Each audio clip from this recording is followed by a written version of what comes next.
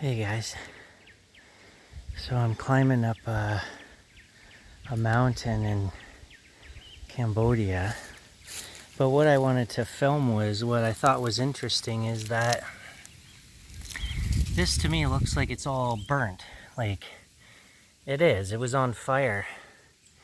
But what's interesting is it goes and goes and goes for kilometers, like it's everywhere, but yet everything. I've never seen so much bamboo in all my life. This is all bamboo everywhere. It's just thick with bamboo. But yeah, anyways, I just thought it was interesting how there's all this burnt on the ground, like the leaves or from the trees were, but yet there's no evidence of like it's all, look at it, it's green. The leaves on the trees are not burnt. I don't know, it's not like, usually, you know, when it's burnt on the ground, I mean, I'm not an expert, I really don't know anything, but I would think that, well, actually, look, I guess that's burnt, isn't it? Yeah, so maybe there was a forest fire here, but this stuff just doesn't disappear. It takes forever, or like, I know there's a wet season here and there's a dry season. And I mean, it's pretty hot and dry right now. So maybe it just hasn't been washed away. Maybe there was a whole forest fire here, but everything regrew. I don't know, it doesn't make sense. Like, it takes a long time, doesn't it, maybe it doesn't take long for bamboo to regrow. I don't know. I'll post this on YouTube, and somebody one day will watch it and be like, oh, da da da da da, and they know.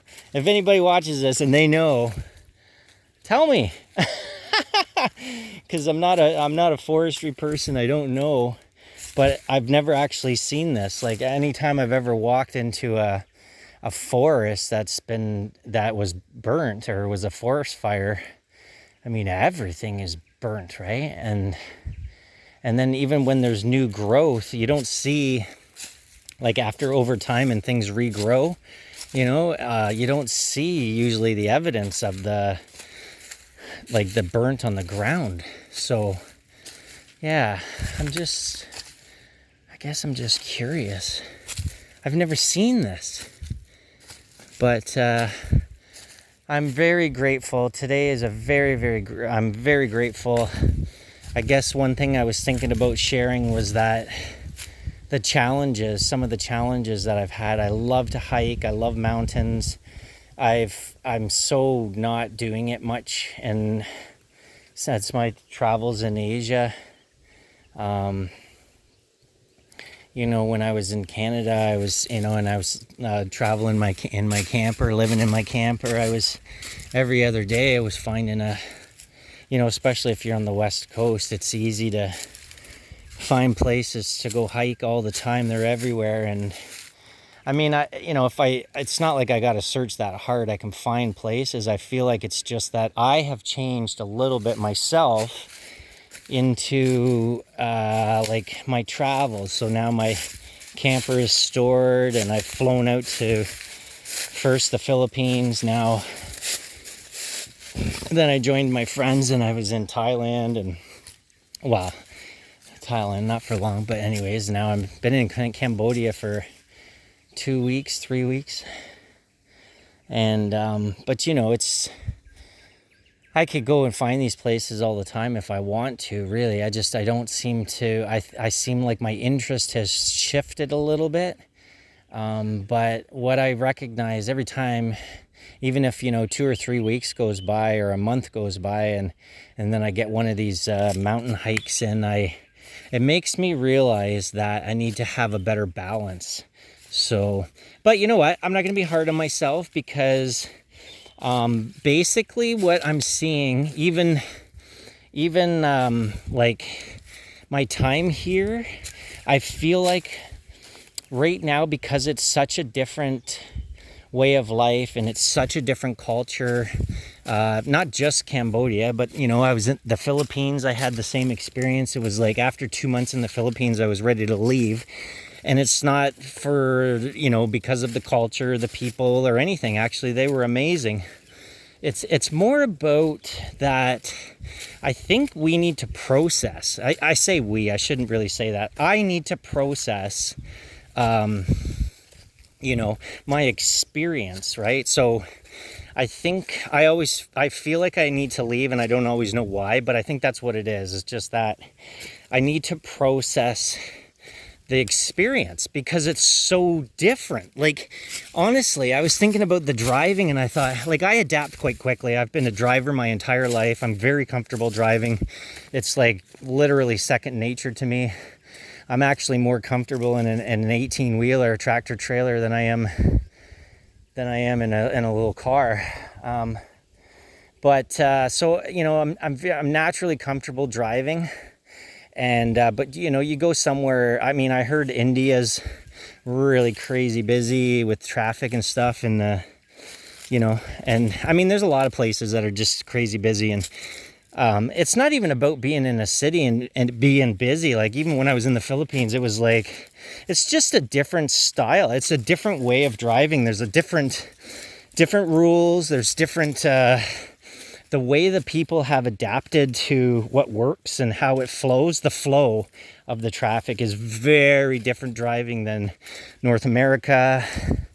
Well, I should, even North America, like Canada, USA is bang on the same almost, pretty much, some differences, but yeah, Mexico is a whole different ball game. But not quite as a whole different ball game as like the Philippines, or even in Cambodia now. I have a scooter, and it's really different as well. Like, it's like, they create a fairly wide shoulder. The scooters are kind of supposed to, unless you're passing someone, you're supposed to kind of drive along the shoulder, but the shoulder's so wide, and a lot of times there's medians in the middle, like there's barriers in the middle of the road. So when people are just going a short distance, but they can't get to the other side of the road, they literally drive down the shoulder the opposite way.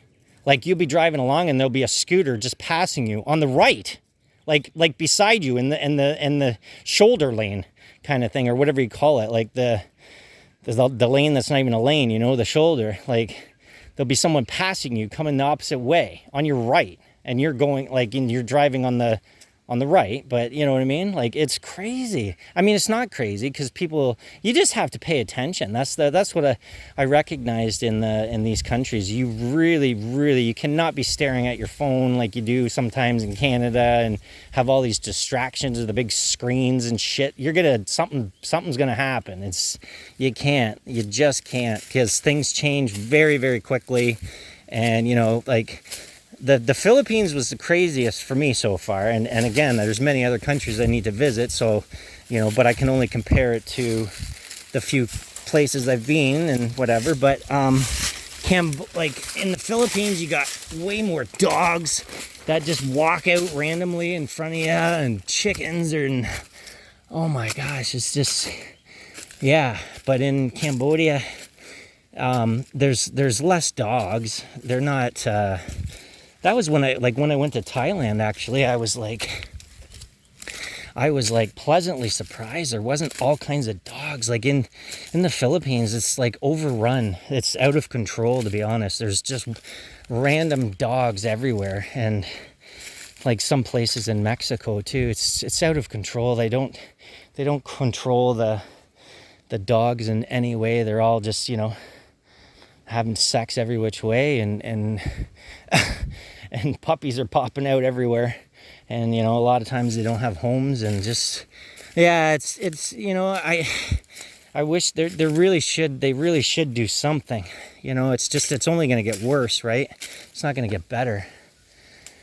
And I don't even see a trail, but what I see is, it looks like when it rains really hard here in their wet season, so the water has to run somewhere, and so this this looks like just a riverbed, or like where water would flow, you know. And other than that, because it's so thick of bamboo, and to be honest, at one point there I was trying to follow a trail, and there's just, oh my gosh, there's just trails everywhere. And then of course there's all these little, look, there's one here and there's one right there, that's like where water runs. So you don't even know. I don't really even care, to be honest. I marked where I actually had internet when I got here. So, and I marked my spot where my scooter is, because I had to walk a little bit even to the base of the base of the mountain. And yeah, I wasn't really going to do a long video. I was really just wanted to point out the interesting fact of how this is burnt on the ground and nothing else is burnt. Like, everything's green and lively and doing well. And so it's, yeah, I don't really know what there's a reason. It just hasn't been swept away. It hasn't, you know, but, and then of course, you know, that like happens to me all the time, where I just all of a sudden get a thought or an idea and I start talking, right? But I think it's cool. I know there's a million YouTube videos, and I don't know, it's not like I intend to or even hope to have a bunch of followers. I think just, honestly, I think the people that will listen to this or happen to stumble across it or whatever will just be you were supposed to hear it, or you were supposed to watch it, or you were maybe, I don't know, you know. I guess I could get better. I know some people really put a lot of time and effort into, you know, obviously probably the ones that are trying to make money off of their videos. They, you know, you really need to. There's so much competition and there's so many people doing it that you really actually need to, you know, post links and, you know, edit and all that crap, right? That's not crap, but you know what I mean? Like, just, there's no way I'll ever put that kind of time in to staring at a screen. I got better things to do. Actually, that's not very nice to say, because, you know, it's not like I'm saying that's a negative thing or a bad thing in any way. It's just not for me. I would rather be having conversations with people, engaging in the world, or even just resting and having quiet time, you know, or to myself. I don't know, it's just not an interest of mine to, so again, you know, if the rest of my life I have 2 followers, that's great. Makes no difference to me, you know. Ow! Oh my gosh. That went right through my foot, or right through my shoe. I gotta check and make sure. Oh. Okay, I think that it didn't stick it. Hey, you know what's interesting is, if something does happen, I'm actually staying at a clinic. A private clinic here in Cambodia. It was interesting. What was interesting is, I don't know if you guys are, some of you I'm sure are aware that, now let me flip this around. I'm sure some of you are aware, if you've used Airbnb, and I don't know if booking.com does it too, but Airbnb has this cool feature that if you pick certain dates, look at me, did you see that? 2 of them dripped right from my, again, I haven't hiked a lot, so I'm sweating, and it is hot here in Cambodia. Interestingly, it's actually clouded over right now, so it's not as hot as it was when I first started, where the sun was wide open. But anyways, so, you know, you pick your dates, you know, when you want to be in a certain area and you're searching for a place. And actually, so what Airbnb does, which is cool, is that sometimes they'll, if the full dates aren't available at one place, they'll split it. They'll show you could have this date to this date at this place, and then go over to this place and have, you know, this date to this date sort of thing, right?